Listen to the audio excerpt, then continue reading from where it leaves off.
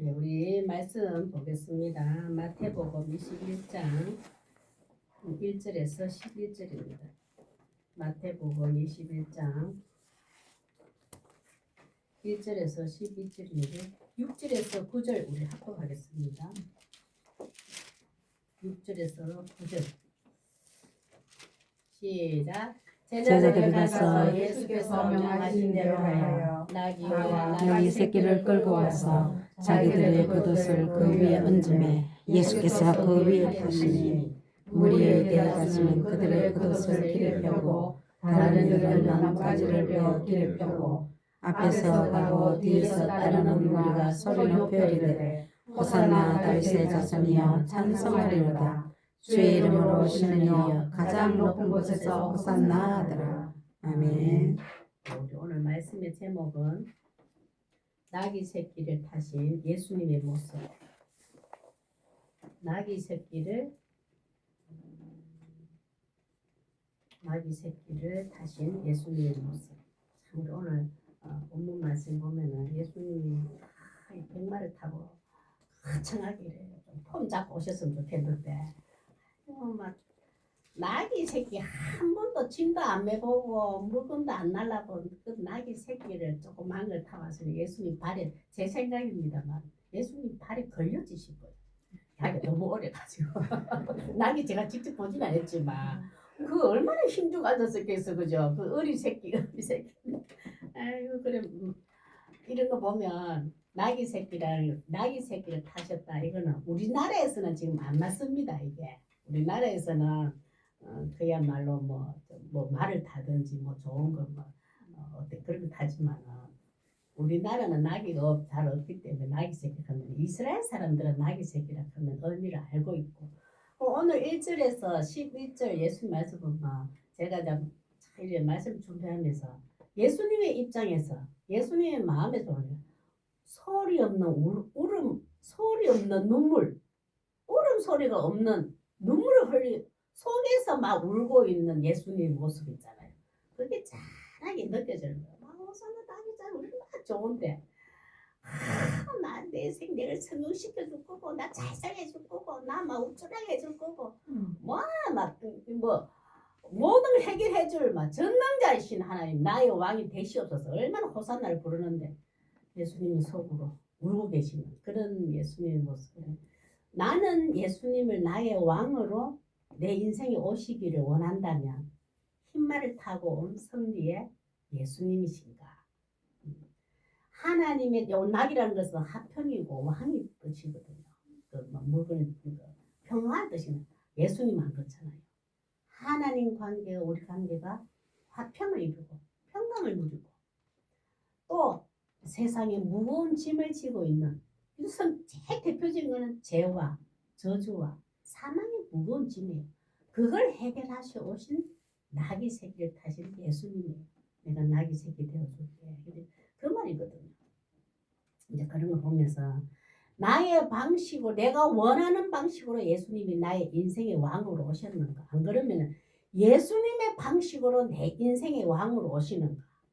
보면은 이게 일치하지 않아서 우리가 살다가 힘들고 고난과 어려움이 오면 예수님을 어지간하면 부정하고 원망하고 투덜거리고 때로는 떠나버리고 이래요. 하나님 예수님은 왕으로 오실 때 예수님이 고집스러운 방법으로 우리에게 왕이 되어 주셔요. 나의 왕은 이랬으면 좋겠다. 우리는 막 상상을 그리잖아요. 아니 아셔요. 그것도 아시지만 결국은 나귀 새끼 타고 오셔요. 우리는 흰말 타고 오시기를 원하지만 내 인생에 내가 바라는 왕의 모습은 어떠한가 오늘 보면서 내가 원했던 상상했던 예수님의 모습이 오늘은 무너지는 날이에요. 종료주일. 종료주일이라는 것은 예수님이 예루살렘에 들어가셔서 일주일 동안 예수님 부활하시기 이전까지의 고난 주간인데 그것을 예루살렘에 딱 있어서 시작이다.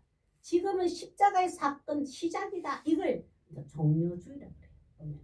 예수님과 백성 우리 예수님과 나의 왕의 모습에 서로 일치하지 않아서 겪는 모습이 오늘 보이면 내 것을 내려놓게 되고 예수님이 나에게 오신 방식을 수용하게 되는 그런 시간이 오늘 되었으면 좋겠습니다. 자, 우리 하나님 앞에 또 고백합시다. 하나님, 예수님께서 나귀 새끼를 타심으로 나귀 새끼를 타심으로 하나님과 합평케 해주시고 하나님과 함께 해주시고 무거운 짐 져 주셔서 감사합니다. 무거운 짐 져주셔서 감사합니다. 아멘. 이것만 의미를 고백해도 결단을 해도 예배 끝났습니다. 진짜 그건 아니고 지금부터는 이제 성경에 대한 설명이지 요 고백이 마지막에 결단 일어나면 예배는 성공적인 예배라고 볼 수 있습니다. 지금 오늘 좀 배경을 조금 알아야 돼요. 왜 그 이적을 계속 안 했습니까? 이사야서 하라 했습니다. 이 배경은 예루살렘의 평소에는 10만 명이 있었대요. 인구가 예루살렘에 있었는데 6월절 행사는 흩어져 있는 디아스포라, 다른 나라에 살고 있는 사람들이 전부 들어와가지고 모이는 것이 200만 명이 있어요. 평소에는 10만 명인데 6월절에 하나님께 6월절 행사 지내는 것은 하나님의 택한 이스라엘 백성들은 다 여기서 모여서 200만 명이 나가나가하게 막 밀집해가 있는 거예요. 그때에 이 이스라엘 사람들은 로마의 제국 아래 있잖아요. 로마의 압제 아래 있거든. 그 로마 총독도 군인들도 다른 나라에 관리하고 있다가 이 이스라엘의 6월절에 크면은 200만 명이 오니까 긴장이 딱 돼가지고 로마 총독도 군인들도 전부 다 예루살렘으로 통솔하러 와요. 분란이 일어나고 소동이 일어나고 치안이 문제가 일어날 것 같아서 전부 다 이스라엘을 경계하기 위해 그거 왜냐면 우리가 속한 하나의 지배권 아래 있는 나라거든요. 근데 로마에서는 자기들 관리하거든요. 다 우리는 다 옵니다. 총독도. 이 많은 이제 상상을 해보세요. 그 군중 중에 이 많은 무리 속에 예수님이 나귀 새끼를 타고 뜨고 오시는 이 모습을, 이 상황을, 이 행위를 이때에 하셔요. 왜? 이스라엘 사람들도 나귀 타신 예수님을 보고 또 유대 사람들도 그렇지만 이방인들도 전 세계 각각 민족들이 전부 다 이쪽에 오거든요. 다른 전 세계가 이 6월절에는 주목하고 있어요. 전부 집중되고 있어. 지금 같으면 막 외국에 있는 신문이 그러면 요즘 그렇고 그냥 기자들이 왔잖아요. 전부 다 드론 띄우고 카메라 와가지고 막 지금 6월절 이 7일을 온전히 집중 관심을 가지고 전 세계가 그때에 예수님이 이 행위를 행하셔요. 왜? 나는 유대인의 왕 아니라 전 세계의 온 인류의 진정한 왕이요 참된 그리스도 메시아라는 것을 덜주어내요. 이 하나의 행위를 통해서 퍼포먼스를 통해서 덜주어내요. 그 기자들이 전부 다 각 나라에 얘기할 때 큰일 났어. 이스라엘 나라 이상한 나라야. 그분이 나귀 새끼 타고 오지만 그 유대인 왕이래. 온 세계의 왕이래. 근데 십자가에 죽었대. 근데 부활했대. 일주일 그들 다 있거든요. 집중제가 있기 때문에. 이 기자들이 외국인 사람들도 전부 다 가가지고 이스라엘의 십자가의 사건을 지금 같으면 폰에 매스컴을 통해서 다 날리는 거예요. 그 사건을 예수님이 이 기회다. 이때가 내가 십자가를 져야 할 때다. 그것을 예수님은 요 시간에 일대하는 걸 보면 한번 보겠습니다. 이제 요 배경 아시고 근데 로마에서도 유대인이 비상걸린 상태라가 처음 난리 났습니다. 집중하고 있고 예수님은 온 세계에 집중을 받고 있고 그 상태에서 이 이제 행위를 예수님 모습이 참 이제 드러나고 있는 겁니다. 세계 만방에 알려지라고. 예수님은 이 기회를 놓치지 않죠. 1절 첫째 한번 보겠습니다. 나귀 새끼를 타신 예수님을 보면서 나귀 새끼를 타시고 예수님이 우리에게 하시고자 하는 메시지가 뭐냐면 첫째는 전쟁의 말이 아닌 화평의 왕 되심을 선포하십니다. 이 행위를 통해서 전쟁의 말이 아닌 화평의 왕 되심을 선포하십니다. 1절에서 3절입니다. 전쟁이라는 것은 강력한 힘, 강한 힘을 가져서 어떤 문제도 해결할 자, 적극적으로 변화시켜 줄 자, 막 뭐가야 눈에 보이는 거. 근데 그게 힘말이거든요. 그런데 예수님은 전쟁의 말이거든. 화평의 왕 되심을 나귀 새끼를 타시는 모습을 보여주면서 나는 전쟁에서 이기는 전쟁해서 이기는 말에 승리하면 말 타고 장군이 올라오거든요. 장군이 타고 오잖아요. 그 왕이 전쟁에서 이겼어 말 타고. 예수님은 나귀 새끼를 타면 나는 화평을 이루는 왕이야. 전쟁에서 이겨서 강력한 힘으로 어떻게 해결하는 승리자가 아니야.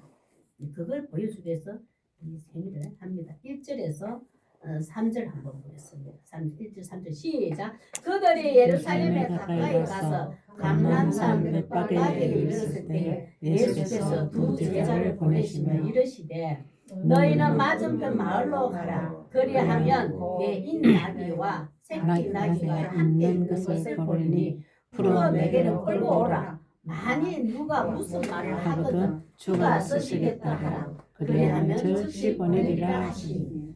참 예수님 어디 보면 이 글만 딱 보면은 무례히 행하는 예수님을 보여. 강 건너 가가지고 나귀 엄마 나귀도 있고 새끼가 있는데 두 마리 다 함께 다려오라. 그 나귀 새끼를 내가 타야겠다 하면서 제자들을 보내요. 예수님은 여태까지 많은 기적과 이적을 행하셔도 전부 다 말하지 마라, 조용히 하라, 알리지 마라, 나팔 불지 말았어요. 근데 이제는 공식적으로 제자들을 내세웁니다. 전에는 제자들이 시킨다고 말하지 말고 막 그러잖아요. 말하지 마라 하잖아요. 도망가시고 피난처 숨으시고. 그런데 이제는 공식적으로 그 많은 200만 명의 온 세계가 집중하는 그것에 예수님의 제자를 보냅니다. 새끼를 가져오라. 참 어떻게 보면 무리하게 하지만 이스라엘 사람들은 이 행위가 절대 무리가 아닙니다. 이스라엘 사람들만큼은. 왜냐하면 이들은 나귀 새끼가 어디 용도로 쓰이는가를 구약 시대부터 계속 말씀을 들어왔기 때문에 딱 직감을 해버려요. 예수님이 나귀와 나귀 새끼를 데리고 갔다고 주가 쓰시겠다고 했을 때는 이게 분명히 화평을 이루고 나라와 나라의 관계가 화평을 이룰 때에 꼭 나귀의 등에다가 짐을 가득 실어서 보내요. 당신하고 우리 나라 전쟁하지 맙시다. 요거 양보하고 우리 화평을 이뤄서 나라 전쟁을 스톱합시다. 예, 그럽시다. 서로 하게 되면은 그의 표시로 나귀에게 짐을 지어서 보냅니다. 그쪽에서도 나귀에서 짐을 실어서 보내요. 그래 우리는 이제 전쟁하지 맙시다. 화평의 의미가 담겨 있어요. 그리고 또 이스라엘 사람들만큼 안 되면은 어떤 하나님이 택하셔서 왕으로 세우실 때는 그 왕의 의미를 나귀에다가 태워서 보내는 것을 그 대관식이라거나 그 이스라엘 사람들이 이걸 이해가 돼요. 하나님이 그 시대의 지도자를 세울 때는 나귀와 함께 오고 나귀를 타고 와. 그러면 하나님이 선택한 지도자구나. 하나님이 선택한 왕이구나 하는 것을 인정하게 되어 있어요. 그래서 이거는 이스라엘 사람들만큼은 이해가 돼요. 제자들도 난리가 났습니다. 예수님이 이제 진정한 우리의 왕이 되구나. 예수님이 진정 로마 제국 아래 있는 데서 전쟁을 치러서 화평을 이루게 해주실 분이구나. 힘이 세가지고 예수님이 기적과 이적과 많이 했잖아요. 그 놀라운 능력으로 로마 제국 확 몰아내고 우리에게 진정한 하나님의 자녀로 구원시켜주고 있구나. 이 제자들이 설레는 마음을 쫓아갑니다. 그 구약 이제 이스라엘 사람들은 이해가 된다니까요. 근데 딱 갔더니 아이고 이거 나귀하고 나귀 새끼가 있네요. 우리 주께서 저기 예수님께서 주가 쓰시겠다고 나귀와 나귀 새끼를 달라고 합니다. 그 나귀 주인이 전혀 말을 안 합니다. 왜? 그걸 이스라엘 사람들 이해가 돼요. 하나님이 지금 이 시대에 이때에 필요한 왕, 우리나라 이스라엘과 다른 나라의 어떤 화평을 이루기 위해서 필요로 하시다는 것을 알기 때문에 이 주인은 바로 선뜻 줍니다. 아, 하나님이 지금 뭐 일을 하시는구나. 우리나라와 다른 나라가 화평을 이루고 하나님이 지도자, 안 그러면 왕을 세우기로 한 일이 있구나. 가져가십시오. 아무도 말없이 다 줍니다. 제자들도 그대로 가져왔다. 이게 그거예요. 세상에서는 스스로가 강력한 힘을 가져서 지배력과 통치력을 가져서 흰말을 타고 오시는 걸 원해요. 인간의 세상은, 인간의 스스로는. 그러나 예수님은 나비 새끼 한 번도 새끼라고 연언한 것은 한 번도 타보지 아니했다는 거라. 인간이 그동안 이 하나님 나라의 이스라엘 백성들도 얼마나 왕이 많아요. 참 좋은 왕, 또 하나님 앞에서 악을 행했던 왕이 많잖아요. 한 번도 안 타봤다 하면 이게 뭐냐면은 다윗 왕하고 다르다. 나쁜 왕하고도 다르다. 어떤 솔로몬 왕하고도 다르다. 인간이 세웠던 인간의 왕하고는 전혀 다른 모습의 왕이라는 것을 보여주기 위해서 한 번도 타지 않은 나귀 새끼를 타시고라는 표현이 되어 있어요. 한 번도 똑같. 예수님만 특별한 분이 하나님만이 그것을 표현하기 위해서 나귀 새끼들. 지금 5천 명의 기적을 일으킨 사람들은 어떻게 했어요? 많이 굳이 많이 왔거든요. 이 지금 6월절에 예수님이 그 행을 보면서 그들은 뭐하냐? 우리 5천 명 너무 힘들고 어려울 때 의식주가 해결되지 않았어. 근데 그분을 쫓아가가 있었더니 그분이 엄청 우리를 배불리 먹여 주시더라. 의식주 해결, 경제적인 해결자 예수님을 왕으로 보기 시작합니다. 이 5천 명. 근데 제자들은 또 되면 이야 그동안 죽은 자를 살리고 묻는 자 일어나고 많은 기적을 봤잖아요. 예수님은 대단한 분이야.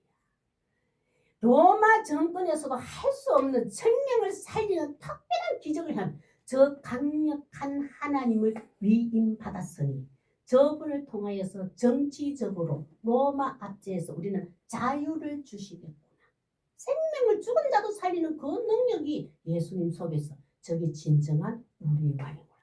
그래서 세베대의 아들들의 어머니가 뭐랬어요?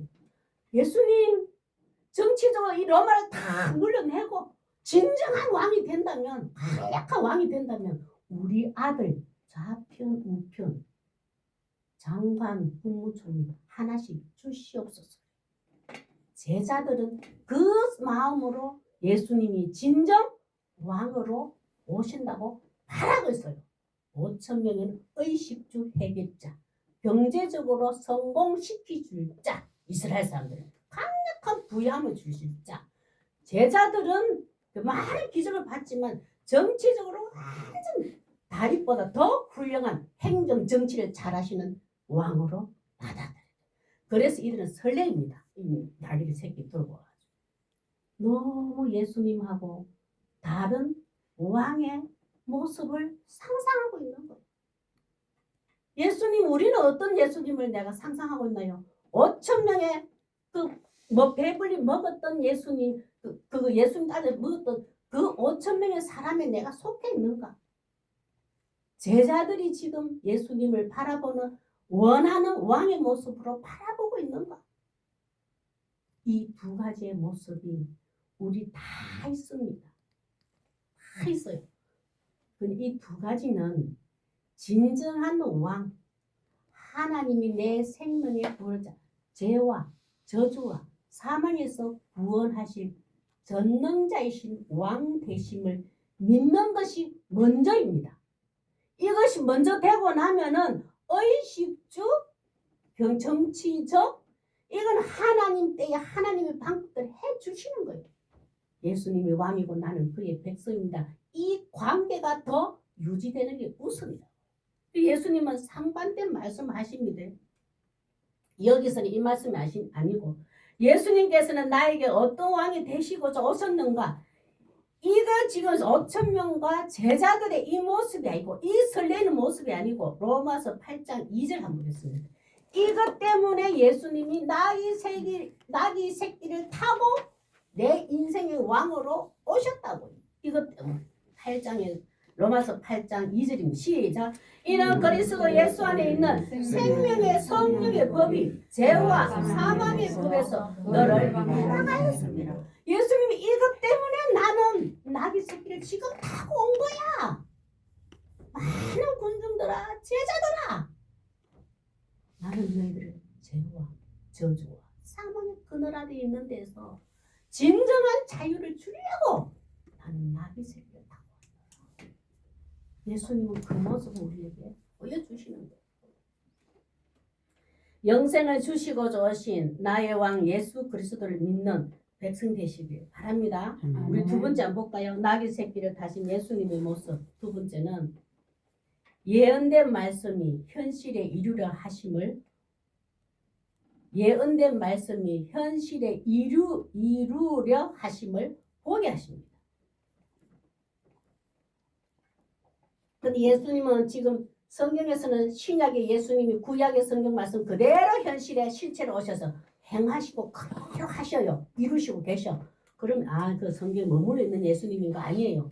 구약에 있었던 말씀하셨던 예언의 말씀이 신약에 있었던 예언 말씀, 성경 66권 말씀이 내 삶의 현실에도 예수님은 이루어 가고 계시는 걸 우리에게 어떻게 보게 하십니다. 이걸 보면서 예수가 구약에 예언된 말씀이 지금 나귀 타기를 내가 그대로 실천하잖아. 구약의 말씀이 신약의 말씀이 네 인생이 지금 2010년대 지금 이 시간에도 내가 그대로 현실에 이루려고 하고 있어. 그 왕이 나는 되고 싶어. 너는 그런 왕을 내게 꿈꾸고 바라보고 있느냐? 우리에게 지금 물으시는 거예요. 신성경에 있는 말씀이 내 삶의 현실에 그대로 성령이 역사하여 주시옵소서. 그게 보여지십니까? 그걸 우리 체험이라고 하고 경험이라고 해요. 많은 간증이라고 해요. 성경에 있었던 그 말씀, 그 사람 말씀인데, 내 인생에도 그렇게 됐어. 내 그렇게 역사하시더라. 예수님은 누구에게도 예수님이 오는 자에게는 왕으로 받아들이는 자에게는 그대로 이루고 계신다는 현재 진행형은 지금도 살아계셔서 성령에 머물러 있는 예수님이 아닙니다. 한번 보겠습니다. 우리 여기에 4절하고 5절인데 좀 설명이 조금 필요해요. 이 두 줄밖에 없기 때문에 스가랴서 9장 9절의 말씀을 보면 이런 상황이 그 말씀이 이렇게 있거든요. 이거 한번 볼까요? 먼저 말씀 보겠습니다. 4절부터 시작. 이는 선지자를 통하여 하신 말씀을 이루려 하시니라. 일세 시온 딸에게 이르기를 내 왕이 내게 임하나니 그는 겸손하여 나귀 곧 멍에매는 짐승의 새끼를 탔도다 하라 했느니라. 여기 요 배경 얘기됩니다. 이스라엘 사람들이 이웃 나라 바벨론의 5도시가 블레셋에 잡혀가 있는 이스라엘 사람들이 있었어요. 블레셋의 지배 아래에 블레셋 땅의 지배 아래에서 구속해서 살고 있는 사람. 블레셋이 완전 해결이 안 됐잖아요. 물려내라, 진멸하라 했는데 다 안 냈거든요. 블레셋의 사상을 받아들인 상태로 그 지역 안에서 살고 있는 하나님의 백성들이 블레셋에 있었어요. 블레셋에 하나님 백성들이. 그런데 딱 요 블레셋에 보면 바벨론의 큰 5도시가 우리 합쳐서 저 블레셋 완전 없애버리자 이렇게 된 거예요. 어이구 하나님 딱 보고 저 블레셋에 지금 우리나라 사람 우리 내 백성들이 있는데 하나님 그때에 그 남은 이스라엘 사람들이 블레셋 속국을 들어가 있는데 이 5개 강 도시가 공격해 올 때 그때에 하나님이 이 남은 블레셋 안에 남아있는 하나님의 백성들에게 이 말씀을 주셔서 시온에 따라 그들이 있으라 너들 기뻐하라. 내가 이런 말씀 지금 요 9절에는 지금 여기 없지만은 뭐라 하면은 네 왕이 내게 이 말이니 시온에 따르는 것은 블레셋에 지금 남아있는 하나님 백성들이거든요. 그 백성들이 지키겠다고 하신 말씀이 이 말이니 그는 겸손하여 나귀 곧 멍에 매는 짐승의 새끼를 탔도다. 그때 이미 예수 그리스도 메시아를 보내줘요. 지금은 그때 이 말씀이 그때에 예수 그리스도를 예표로 말씀해놨지만 그 당시에는 하나님 어떻게 하셨냐면 철저하게 있잖아요. 블레셋에 속국이 있는데 하나님이 그러셔요. 저 5도시가 공격해와도 걱정하지 마라. 염려하지 마라. 그들과 화살, 칼, 총으로 들고 오지만 내가 너희들을 반드시 지켜주고 보호해주리라. 안전하게 해주리라. 블레셋 속국에 있는 남은 자들이 하나님 이제 그럴 거 아니에요. 기도로 하나님 저 강대국 다섯 나라 쳐 들어오면 우리를 다 죽게 되어 있습니다. 아니 그들의 활을 그들의 화살을 공격을 내가 다 막으리라. 어떻게 막아요? 나귀 새끼가 되어서 막으리라 해줘요. 이 말씀을 지난번 5절을 나귀 새끼는 하나님 막 흰말 타고 오셔야지. 저 다섯 도시가 쳐들어오면 어떻게 이겨요? 이럴 수 있을 거 아니에요. 아니 나귀 새끼를 보내라. 이스라엘로 포민을 합니다. 나귀 새끼 와가지고 어떻게 전쟁을 했지? 이거 반드시 무슨 의미가 있을 거야. 나귀 새끼. 이스라엘 사람들은 압니다. 아하, 하나님께서 이스라엘 남유다와 북이스라엘과 남유다를 다 통틀었어. 저들의 활과 화살을 다 공격해오나 막겠구나. 뭘로 막을까요? 하나님의 말씀의 능력으로. 그때 이미 벌써 말씀했어요. 나귀 새끼들아. 저들은 활과 화살로 공격해오나 하나님 그러시는 지금 남은 자들에게 나는 하나님의 말씀의 성령의 검으로 그들의 활을 막고 화살을 막을 거야. 누구를 통해서? 이스라엘 사람들을 통해서. 남유다와 북이스라엘 너희 내가 택한 저들을 통하여서 신약에 오면 예수 그리스도의 복음입니다.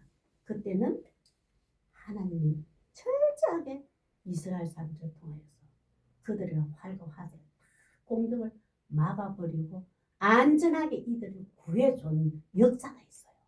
블레셋 사람들이 속에 있는 남은 하나님의 백성들이 그걸 경험했다.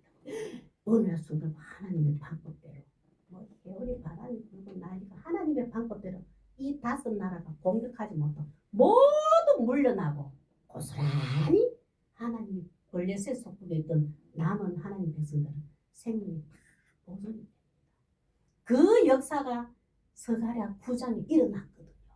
이 말씀만 믿었는데 자, 나귀 새끼. 그래서 이 사람들 알아요. 아하, 나귀 새끼 의미는 하나님이 다섯 도시에 전부 다 그걸 보내서 나귀 새끼처럼 화평과 저 나라와 공격하지 않고 결국은 큰 전쟁이 안 일어나고 하나님의 말씀의 능력인 검으로 다섯 도시와 화평을 이뤄버렸어요. 그래서 이스라엘 사람들은 진정한 왕이다. 저 공격도 다 말씀으로 막아버리고 화평을 이루신 왕이 하나님 왕이 진짜 우리의 왕은 하나님이시다. 이걸 보내면서 나귀 새끼 의미를 알게 돼요. 그때 이제 예수님이 지금은 잊으시는 거예요. 너가 알지? 스가랴의 9장의 사건. 그들은 활과 화살로 공격했지만 하나님의 말씀의 능력으로 그 공격을 다 막아버리고 그 다섯 도시가 화평을 이룰 때 그때에 나귀 새끼라는 말을 타셨다는 말씀 기억하지? 이스라엘 사람 다 압니다. 예, 압니다. 그때 이스라엘 사람들 다 하나님 자녀는 안전했지요. 그러나 하나님의 전쟁은 결국 안 치르고 하나님의 말씀으로 그들과 다 화평을 이루는 좋은 진정한 하나님 왕이시 않겠습니까? 그 일 내가 지금 나귀 새끼를 타고 일하러 왔어. 로마에 전쟁을 해서 물리치겠다 아니야. 전 세계에 내가 명령해서 공격하라 해서 전쟁을 말을 휘둘러서 활과 화살이 되어서 너희들이 바라는 그 전쟁에서 승리자 왕 아니야. 결국 예수님의 거대한 비전이 뭘까요? 십자가의 사랑으로. 이 십자가에 내가 곧 6일 되면 죽을 건데 5일 되면 죽을 건데 이 십자가의 사랑으로 로마 제국도 전복하고 사랑으로 이기리라. 전 세계의 우리 이스라엘 사람들 공격해도 내가 십자가의 사랑으로 전복하고 이기는 그 왕이 될 거야. 진정한 왕이 될 거야. 진정한 메시아가 될 거야. 이 말씀을 통해서 예수님은 지금 보여주시는 거예요. 이스라엘 사람들이 지금 이 말씀이 이해가 됐으면 그때처럼 하나님의 화평이 이럴 수 있구나. 그래 안 합니다. 그 가지고는 하나 예수님 약합니다. 그때와 지금은 시대가 달라졌습니다. 강력한 유대 다윗 왕보다 능수능란한 군인들도 많아야 돼. 로마정 압제에서 벗어나려. 이 말씀을 예수님이 그대로 했어요. 제자들은 이거 이해를 못합니다. 지금 이 모습은 안 됩니다. 이거예요. 제자들은 지금 보면. 그러나 이 예루살렘이 지금 한번 보세요. 얼마나 지금 조금 작고 어디 보면은 전 세계에 집중돼가 있고 작은 나라예요. 예루살렘을 회복되기를 기도하는 사람들은 이 말씀을 다 이해가 돼요. 그러나 그들이 이해된다는 것이 한계가 있는 것이 예수님은 정말로 흰말을 타고 오실 줄 알았는 거기에 대해서 실망이 많이 있는 지금 모습입니다. 보면. 한번 볼까요? 우리 그리스도의 삶도 마찬가지입니다. 내가 어떤 세상의 고통도 있고 문제도 있고 많은 어려움이 힘들고 있잖아요. 진짜 가시와 엉덩이 같은 삶의 짐이 있잖아요. 그 짐을 해결해 줄 자 우리는 한마디 해결해 줄 흰말을 타고 오시는 예수님을 나의 왕으로 상상하잖아요. 예수님이 그 멍에라고 해서 그 짐이거든요. 세상에 살다 보는 많은 짐. 참 그건데 예수님 아니에요. 십자가의 사랑으로 온 세계 합평을 이룹니다. 십자가의 사랑으로 온 세계가 하나가 되는 참 그리스도가 되리라. 그 마음을 속에 지금 가지고 있고 제자들과 군중들은 그거하고 일치가 되지 않는 그런 상황이에요.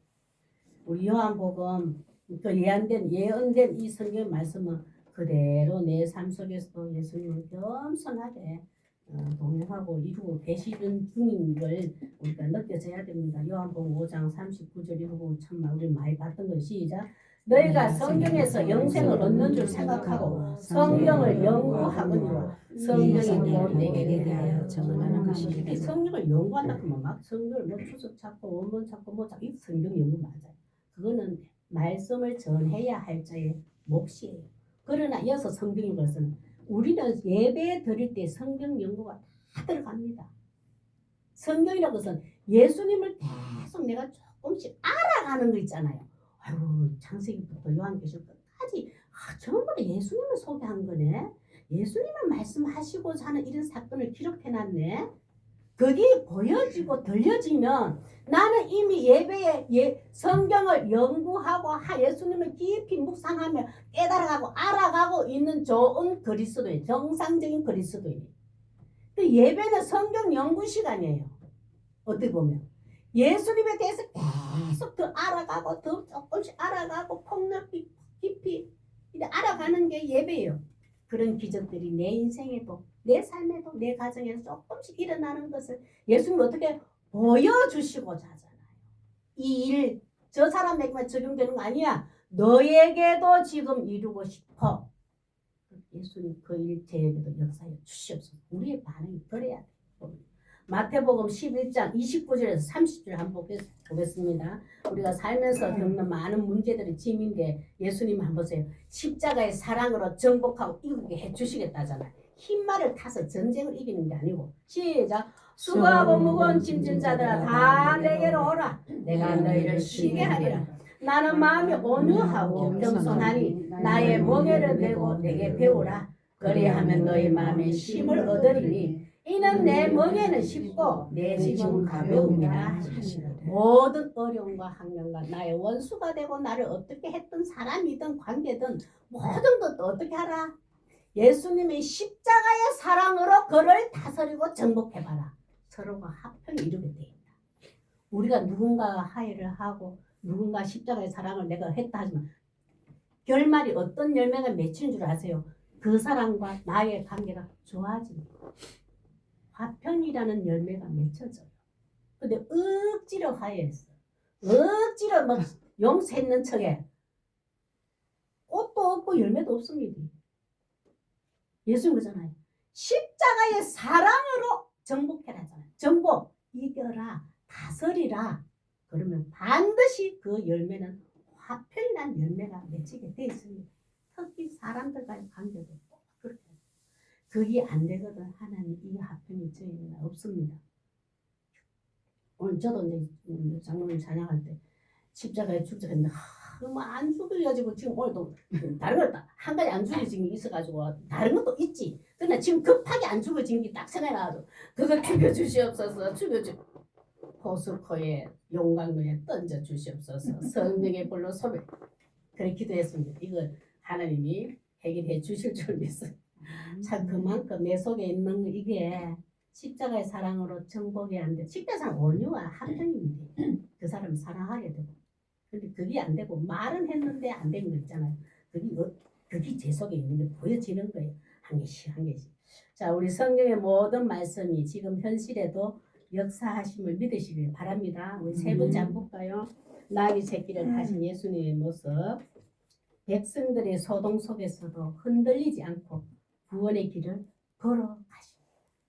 백성들의 소동 속에서도 흔들리지 않고 구원의 길을 걸어가십니다. 우리가 나를 위해 오신 왕인데 내가 원하는 방식이 아니라 제자들과 그 많은 무리들이 다 떠나버립니다. 이 상황에 예수님이 16절에서 11절인데 예수님이 우실 것 같아요.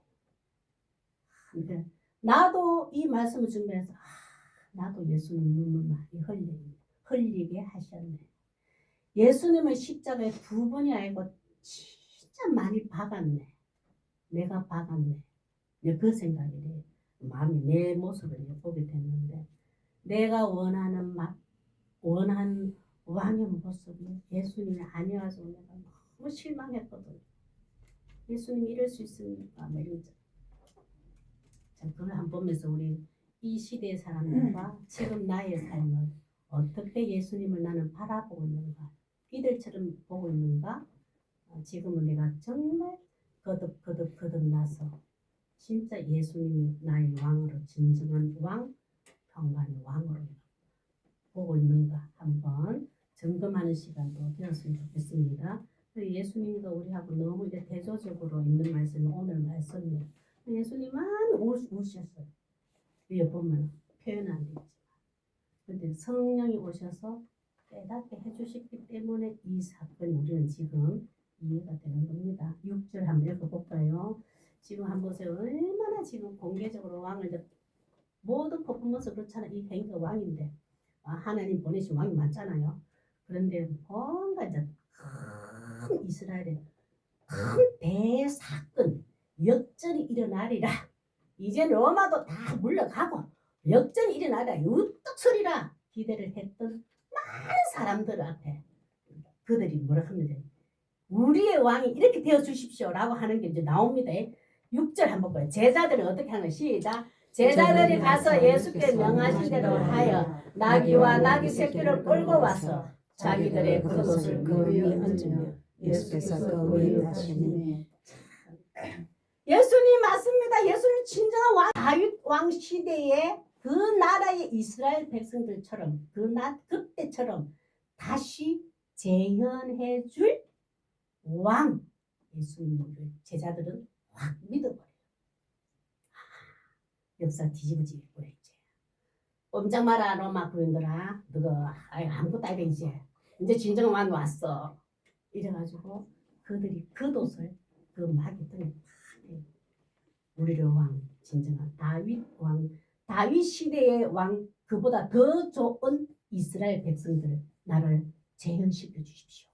그들이 요구를 하는 마음으로 겉옷을 다 벗어서 얹어줘요. 제자들은 정치적인 왕을 꿈꾸고 있는 거예요. 다윗왕보다 더 훌륭한 왕. 그래서 이 충성을 맹세합니다. 그들의 밑에 신하 저희들이 되겠습니다. 그 다음에 8절 한번 볼까요? 대다수의 무리들이 5,000명의 많은 배불림을 경제적으로 의식주 해결받던 무리들과 그 많은 사람들을 한번 보세요. 어떻게 하냐면 그들도 똑같습니다. 이제는 의식주 해결되고 경제적으로 풍요로운 나라, 그 나라를 해줄 왕을 꿈꾸고 있는 그들의 모습 한번 볼까요? 충성 맹세합니다. 으쌰으쌰 하겠습니다. 로마 문도 물리치고 그들의 행위를 또 볼까요? 무리의 다수는 8절 시작. 무리의 대다수는 그들의 겉옷을 길에 펴고 다른 이들은 나무가지를 베어 여기 종려나무거든요. 반드시 로마 제국의 통찰에서 해방시켜 주실 것이고 의식주의 해줄 것이고 다른 나라들보다 더 월등히 경제적으로 우월하게 물질적으로 우월하게 특별하게 풍요롭게 해주실 왕. 그 왕이 진정한 예수님이 왕이라면 우리 충성하겠습니다. 그 맹세예요. 자기 옷을 그 나귀가 가는 데에 예수님 앞에 가는데 옷을 다 벗어가 이렇게 해주는 거는 우리를 그런 자녀 되게 해주십시오. 그런 백성 되게 해주십시오. 진정한 왕. 참 다윗왕보다 더 큰 왕이 되었어. 능력의 왕이 되었어. 그래서 우리가 충성 맹세 다짐하는 의미에서 겉옷을 알아줘요. 그때 왕이 대간식 때 왕이 짝가면 왕은 바른 흙을 밟으면 안 돼. 그래서 다윗 왕보다 더 크실 왕 이제는 흙을 밟지 마소서 해. 자기 옷을 딱 진열해줘요. 예수님 어떻게 해줘요? 내가 온 인류의 죄와 저주와 사망에서 구원할 진정한 왕이 되고자 이 나귀 새끼를 탔건만 저들의 성공과 권력 명예에 원하는 걸 이루고자 하는 왕을 찾고 있으니 예수님 마음이 어떻게 이 제자들과 대다수의 무리가 내 모습인 것이 보여지는 거예요. 나도 진정 지금까지 예수님은 내 인생에 동행하시면서 이런 왕입니다. 이런 왕이었습니다. 여러분 다른 사람에게도 예수님을 만나보세요. 이렇게 해주실 겁니다. 이렇게 복음을 전하지는 않았는가. 내 자신도 돌아보고 나도 이렇게 예수님을 왕으로 바라고 꿈꾸고 지금도 이 보고 내가 있지 않는가. 예수님은 속으로 오시는 거예요. 예수님 나 네가 원하는 그런 왕이 아닌데 너는 지금 그 눈앞에 보이는 눈에 보이는 해결하고자 하는 왕으로 보이는 나는 그게 아닌데 예수님이 참 그냥 보세요. 막 신났습니다.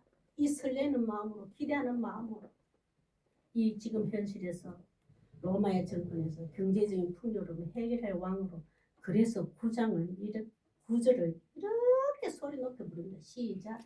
앞에서 가고 뒤에서 따르는 무리가 소리 높여 이르되 호산나 다윗의 자손이여 찬송하리로다.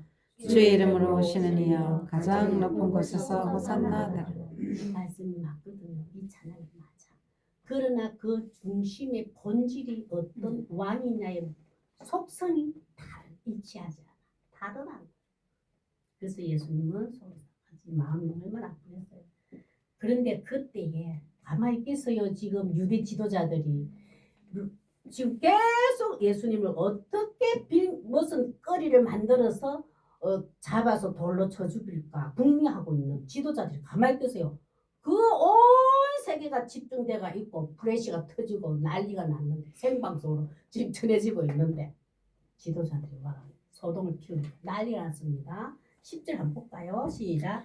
예수께서 예루살렘에 들어가시니 온 성이 소동하여 이르되 이는 누구냐 하거늘 지도자들이 왔습니다. 이러다 한 것은 소동이 난리가 났어요. 이제 막 호산을 얼마나 소리가 컸겠어요. 이 지도자들이 난리가 났습니다. 이 로마인들은 그러지는 않거든요. 종교적에서는 타치를 안 해요. 정치적 그쪽으로만 어떤 문제가 생길 때 제기가 되었을 때 하지만 안 하거든요. 근데 근데 예수님이 나도 당신이 누구길래 감히 이 행위가 어떤 의미가 있는 줄 알고 있느냐. 이 나귀 새끼를 타고 온다는 것은 어떤 뜻이고 어떤 의미가 있는지 너 알고 있잖아. 감히 네가 뭔데 이걸 타고 오냐. 유대 지도자들 다 압니다. 나귀 새끼를 탔다는 것은 하나님이 사명을 받고 부름받은 왕만이 타실 수 있다는 것을 구약을 통해서 다 알고 있다고요. 네가 왜 타, 예수야. 이거는 하나님의 사명을 받고 그리스도 메시아만 받는 거야. 타는 거야. 네가 감히 타.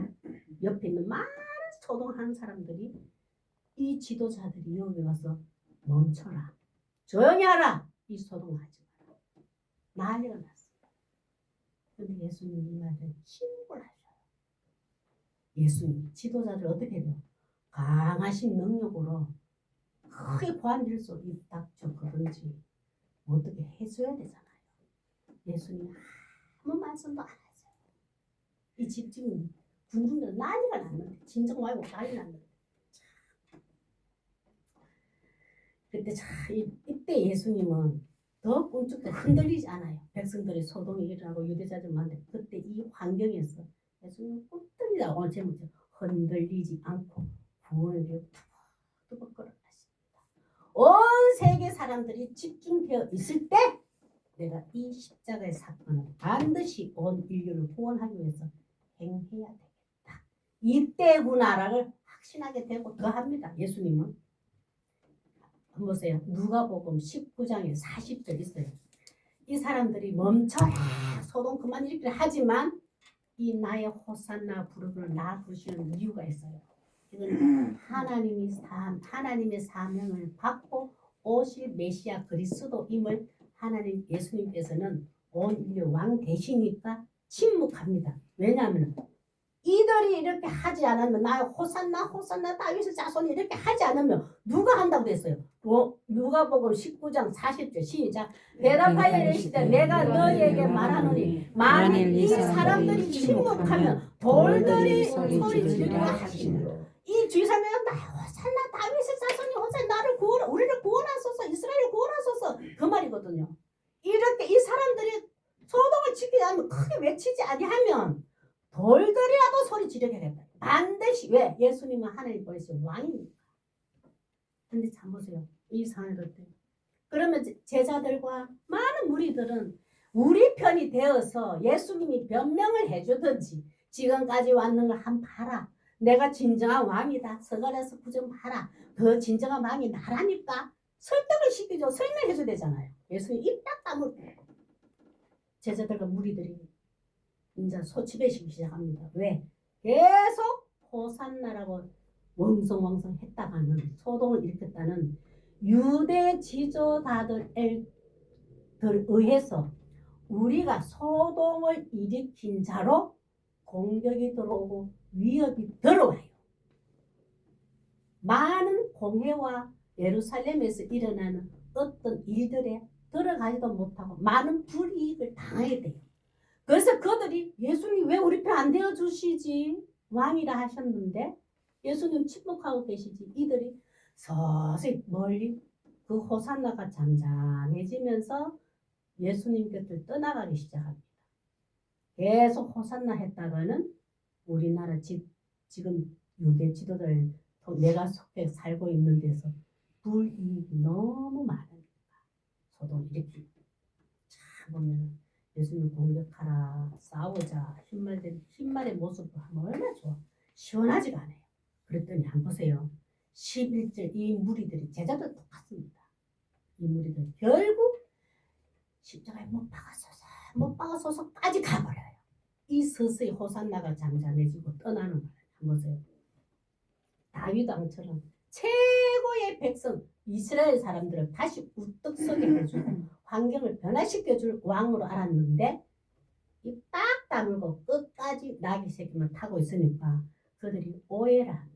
왜? 이거는 지금 성령이 오셔서 이 모든 모습이 이해가 안 되고 깨닫지를 못하니까. 그래서 예수님도 침묵하고 계세요. 왜냐하면 내가 십자가에 죽고 부활했어. 성령을 보내주면은 왜 내가 나귀 새끼를 타고 그 행위를 했는지 왜 내가 침묵했는지 그들이 성령이 임하면 다 깨닫게 되니까 예수님이 여기서 설명 안 합니다. 이를 떠나버린 모습 한번 볼까요? 시작. 무리가 이르되 갈릴리 나사렛에서 나온 선지자 예수라 하니라. 아유 실망했어.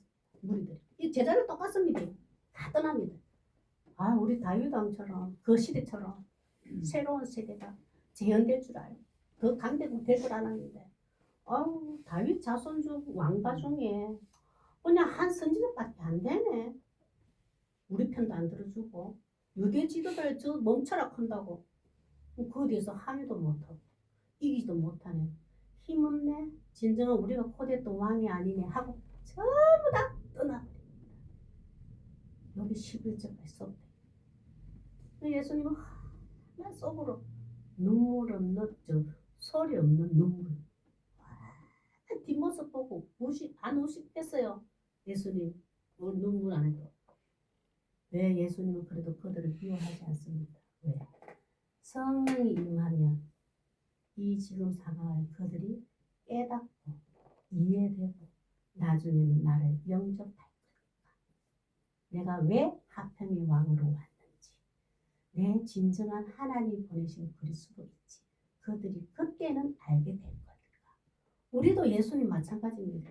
성경 다 읽어보면 우리가 살다 보면 힘들고 어려운 문제 있으면 예수님 진정한 나의 왕이시라면서요. 진정한 그리스도시라면서 내 생명의 주가 되신다면서 왜 나와 이렇게 힘들게 해요? 나 이리 왜 어려움 만나요? 내 고난 만나요? 원망하고 투덜거릴 때도 있어요. 다 들어주십니다. 예수님은 들어주시고 나면은 왜 그런 고난을 줬는지, 왜 그런 환경에 넣었는지, 왜 그런 문제를 내 네 삶의 여정에 툭 던져주는지 나중에는 깨닫고 이해될 걸 아시기 때문에 기다려주세요. 우리가 원망하고 투덜거려도. 그런 인격적인 예수님, 지금 예수님이 이때의 예수님이 똑같이 이 시대, 지금 이 시간도 예수님 우리를 기다려주세요. 나중에 더 깨닫게 해줄게. 성령을 통해서 더 깨닫게 될 거야. 우리는 지금 언제 철들었고 막 이러잖아요. 예수님은 그렇게 하는데 나중에 깨닫게 될 거야. 참 예수님 마음이 다 이래 보면 다 떠나버립니다.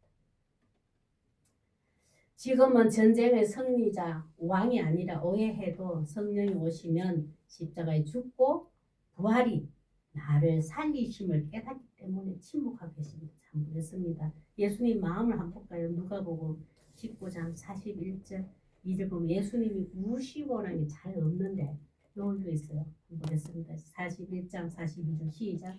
가까이 오사 성을 보시고 우시며 이르시되 너도 오늘 평화에 관한 일을 알았더라면 좋을 뻔하였거니와 지금 내 눈에 숨겨졌도다. 왜? 성령이 내 생각과 내 마음을 눈을 열어줘서 이 사건이 이해되지 않고 깨닫게 해주시지 않으셨습니까? 성령이 오시면 이 사건이 이해가 되고 내가 모든 게 깨달아져요. 우리 인생에서 힘들고 평탄한 길만 간 사람 누가 있어요? 내가 원치 않는 어둠에 갖다 놓고 고난 속에 갖다 놓고 질병도 오고 꼬이기도 하고 얼마나 많아요. 억울함을 당하기도 하고 내가 변명하고 싶어도 기회도 안 주시고 얼마나 많아. 그 원망에도 하나님 흔들리지 않고 그냥 가셔요. 우리도 그래서 우리가 아침 눈만 뜨면 막 이해가 되든 안 되든 오늘도 성령 하나님, 성령님께서 내 생각과 내 마음과 내 손과 내 발, 내 입술 다 다스려 주세요. 기도 무조건 시작해 보세요. 그러면 성경도 이해되고 이 문제도 이해되고 이 상황도 이해해주고 깨닫게 해주셔요. 예수님 이런 분이세요. 내 눈에 숨겨졌다. 이걸 예수님 아셔요. 숨겨놨기 때문에 기다려라. 내가 성령을 네 보내줄게.